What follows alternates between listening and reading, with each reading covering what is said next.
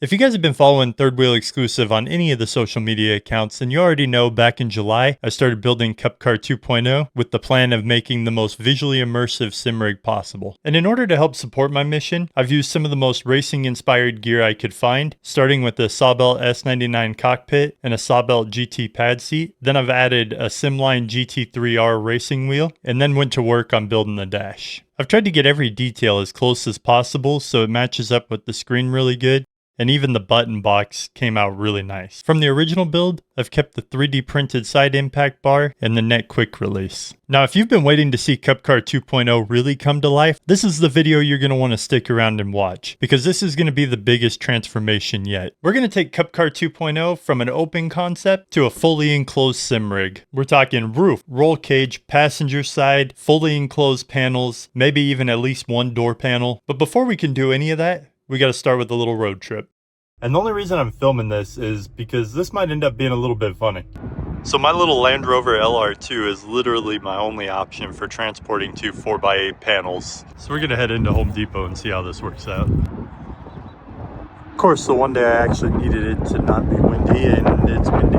The things I do for immersive sim racing. Like honestly, it was either put it on here or put it on there, and it ain't going on there. Now before you guys blow up the comment section about how I secured that, it was a really short drive home at low speed. But let me explain what you guys are looking at. These are 2-inch foam panels made for home insulation. They're super lightweight and easy to shape, and they're going to be perfect for making a roof and maybe even a door panel. Now I promise you guys by the end of this video you'll understand the full process I went through to build this enclosure, but because it has so many parts to it and I'm inevitably going to have to wait on supplies and it's going to take place over multiple days, I'm going to be bouncing around through different parts of the project. And also, I'm not going to show every single step that I take, but I'm going to show you guys enough steps for you to know exactly how everything was built, just to try to keep this video a little bit shorter. So we're going to start with the roof because it's one of the more important parts when it comes to enclosing a rig, and it also houses one of my favorite features, the ambient lighting. In addition to being super lightweight while still remaining really sturdy, a great thing about this foam is that it's super easy to cut with a good hot knife. As you can see, I had already shaped it to go over the monitors, and now I'm working on cutting out the holes to get my ambient lighting in. Now once I finished cutting the initial roof, I decided to add some trim to it, so I took some additional foam and just cut out a border and then hot glued it on. I left a spot to install the roll bar, and then started adding some suede. Now this is where the roof stands at this point in the video. I ran out of suede, so I had to order more, which will be here later in the video. But it kind of worked out because I also want to share some of the wrapping process with you guys. So once that arrives, we'll finish wrapping it up and I'll be able to show you guys the finished product. So since I ran out of suede and I can't really continue any more work on the roof right now, I decided to start on the roll cage. And this is basically where I'm at with it.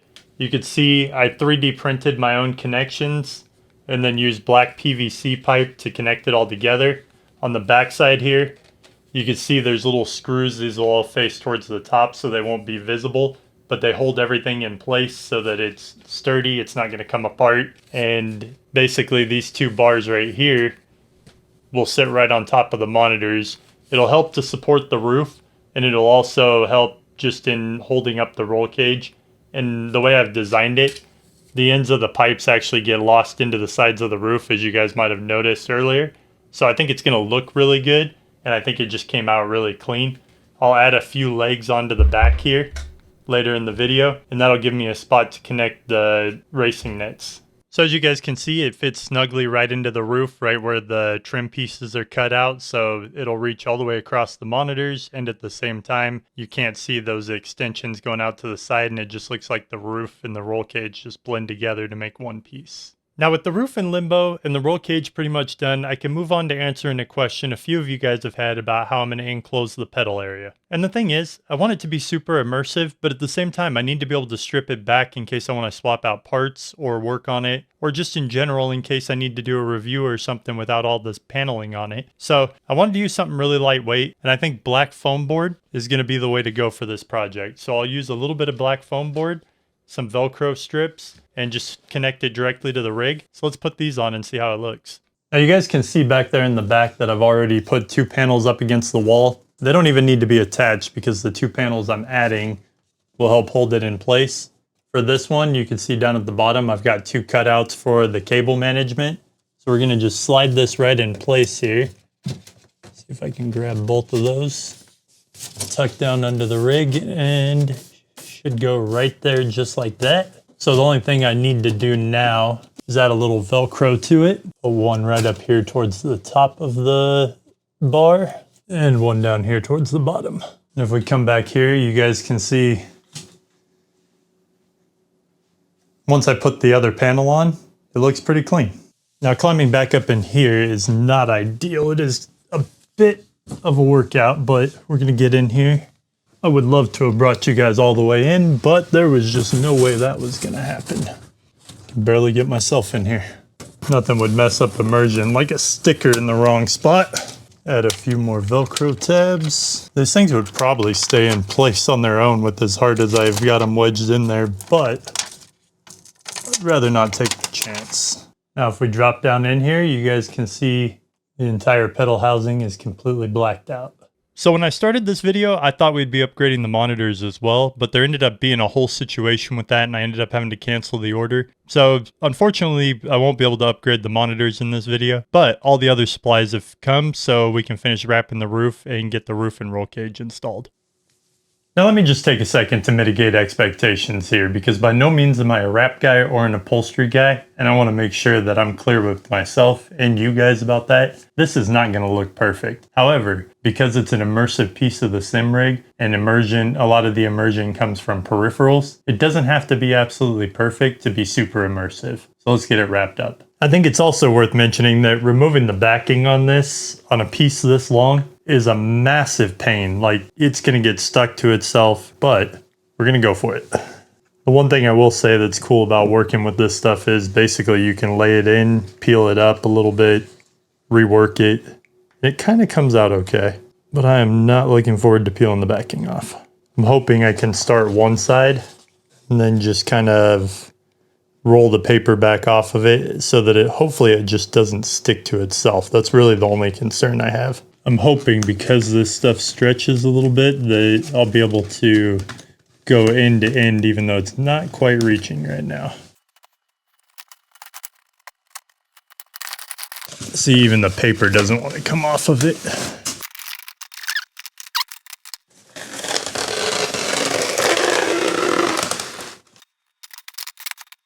I'm going to try to do it in sections so that hopefully it won't bubble.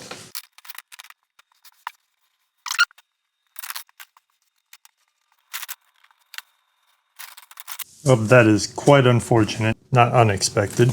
This piece is not going to reach all the way to the end, so I'm going to have to do a little bit of add-on at the very end with another roll to get it all the way across. But most of the edges are going to be covered in the long run anyways, so not necessarily that concerned.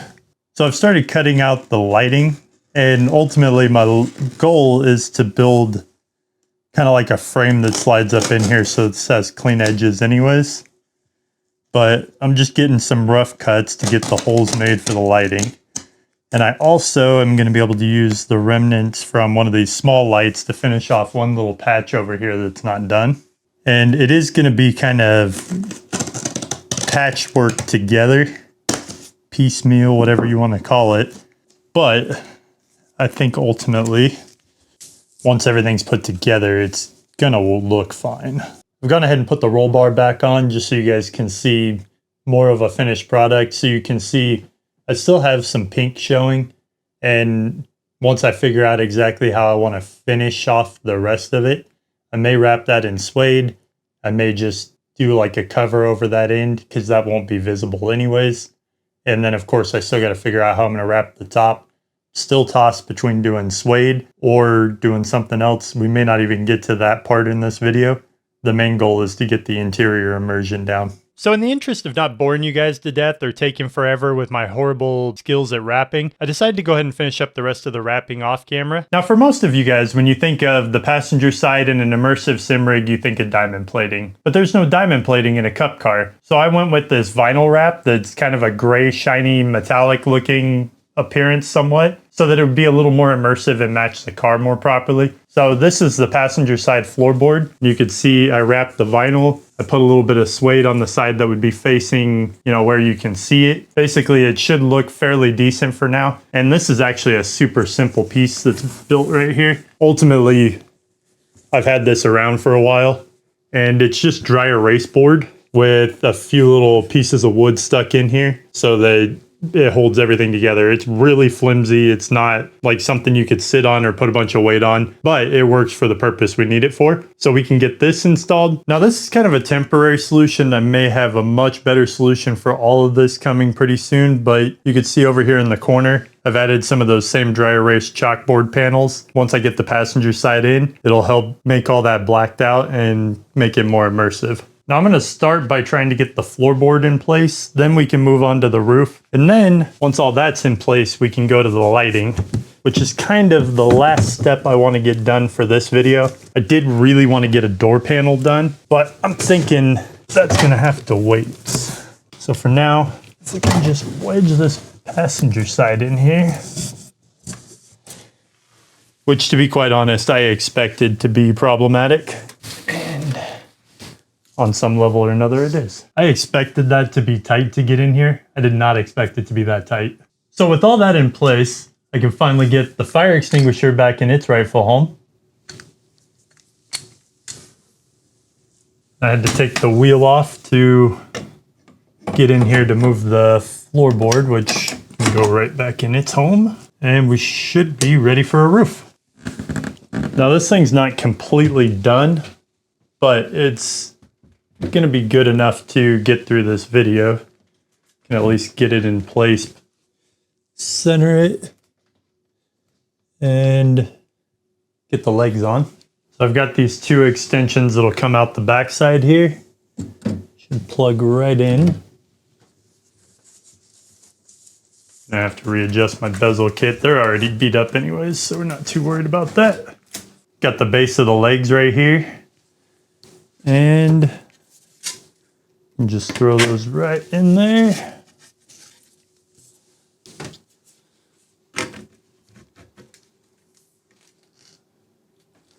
Slip everything in place.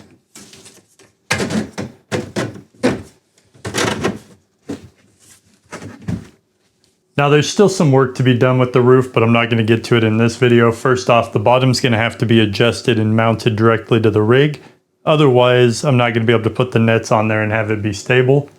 I also need to build something to hold this pipe in place on both sides so that it doesn't slide forward and backward and basically locks everything in place. So I can do all that with a little bit of 3D printing. All right, guys, if there was going to be any chance of getting in this thing and doing a POV run before I upload this morning, I had to jump ahead a little bit. So I've put some lights on temporarily. I will use those lights in the light boxes, but all that wiring, the power source, all that is going to change. You can see I got the Govee lights on the back here. And I went ahead and put some wrap over the top. I am going to print trim all the way around anyways, so all this pink will be covered up at some point. But as far as the rig interior goes, there's definitely a long ways still to go to get this to feel immersive. The roof looks pretty good, I think. But as far as the passenger side goes, it's way too low. It still needs a slope for the footwell. Overall, it needs a lot of work there. And honestly, this whole right side just feels a little bit bare and needs some work. As far as the door panel, I just put a piece of black foam there for now. At some point, I am going to finish doing a new door panel for right there. And the passenger side will really start to come to life as I work on that. I have an extension planned for the side of the dash on the right. Altogether, like, it's going to look a lot more realistic, but for right now, this is kind of where we're at with it. So let's jump in and take it for a test drive. All right, guys, so as I climbed into the rig, the other thing I thought about, and I hadn't mentioned it, is don't underestimate the power of a good set of racing nets. Like, not having the nets right here actually is what makes everything feel way too open.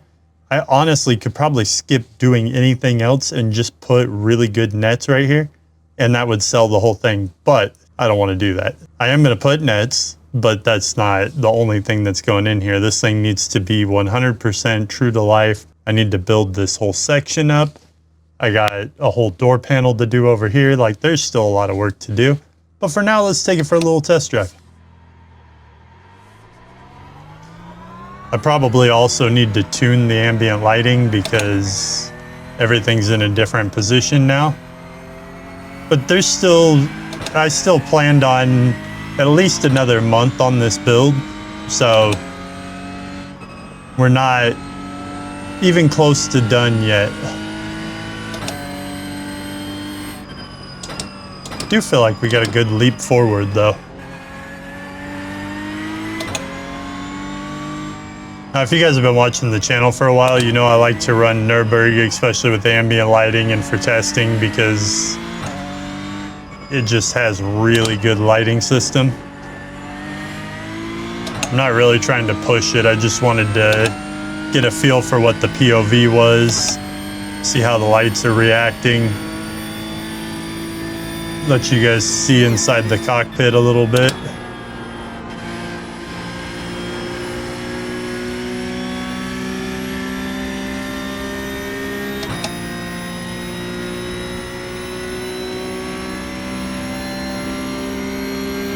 Just gonna go around the corner up here and run up the hill.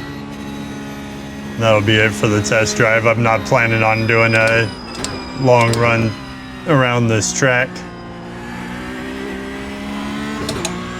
Just gonna come up here through these trees real quick so I can get a little more of the lighting. So, yeah. And as I tune in the lighting, I will do an updated video on it once I change some things up. I just wanted to, like I said, get a little bit of a test run with it, put them in and see how the rig was looking, get a feel for everything.